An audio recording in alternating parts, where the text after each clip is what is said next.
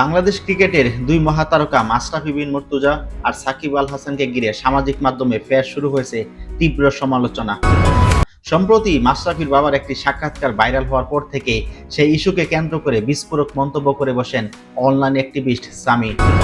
আর সেই পোস্টে উঠে আসে সাকিব আল হাসানের নামে নানা অপকর্ম।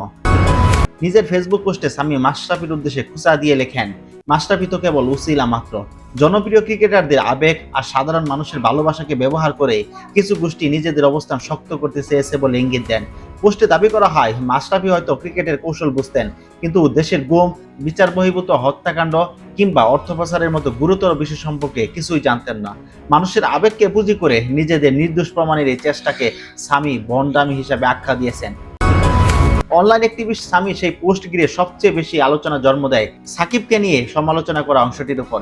সেখানে সরাসরি নাম উল্লেখ না করলেও কাকড়া নিয়ে ব্যবসা করা বাইয়াটা বলে ইঙ্গিত করা হয়েছে সাকিব আল হাসানকে। পোস্টে অভিযোগ তোলা হয়, ব্যবসায়িক আর আর্থিক বিভিন্ন বিতর্কিত কর্মকাণ্ডে জড়িত ব্যক্তিদের সঙ্গে ঘনিষ্ঠতা ছিল সাকিব আল হাসানের।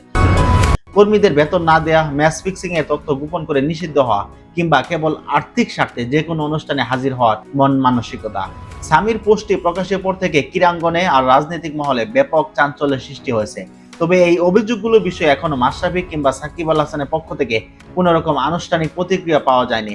এক পক্ষ বলছে, বছরের পর বছর ধরে চলা তারকাখ্যাতি ব্যবহার করে রাজনৈতিক ফায়দা নেওয়ার যে সংস্কৃতি, তার মুখোশ উন্মোচন করা খুবই প্রয়োজন ছিল। অপরদিকে অন্য পক্ষ বলছে, পর্যাপ্ত তথ্য প্রমাণ ছাড়া দেশের কিংবদন্তি ক্রিকেটারদের এভাবে ব্যক্তিগত আক্রমণ করা কাম্য নয়। তারকাখ্যাতি, রাজনীতি কিংবা জনমানুষের আবেগ যখন এক বিন্দুতে মেশে, তখন বিতর্ক যে পিছু ছাড়ে না, এই ঘটনাই তার অকাট্য প্রমাণ।